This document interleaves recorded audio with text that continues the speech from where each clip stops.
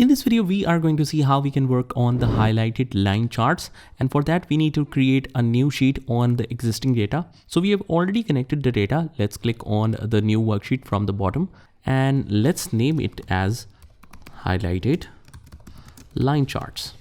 So this is especially useful if you have multiple lines and you want to highlight any particular region or particular salesperson along from all the lines on a single chart.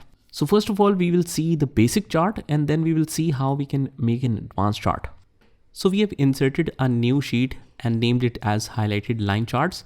And we are going to put the criteria on the columns and the rows. Let's put the dates in the columns and the sales amount in the rows. And we have a single line or a couple of lines here. But since this is arranged year-wise, let's switch it up to month and let's make it full screen. Switch to entire view.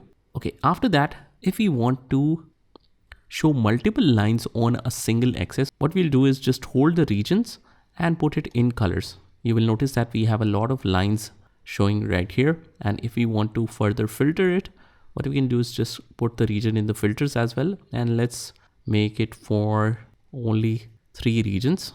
Click apply. And now it is much more manageable.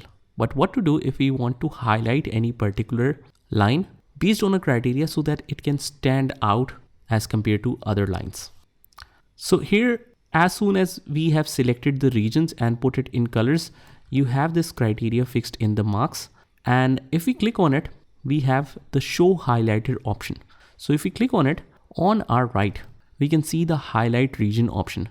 So whatever we will select here, it will highlight only that line and will make the other lines blurred. So although all the lines appear on the same axis, but only the one we select will be highlighted and rest of them will turn gray. And this is a very good way to highlight any particular region's performance.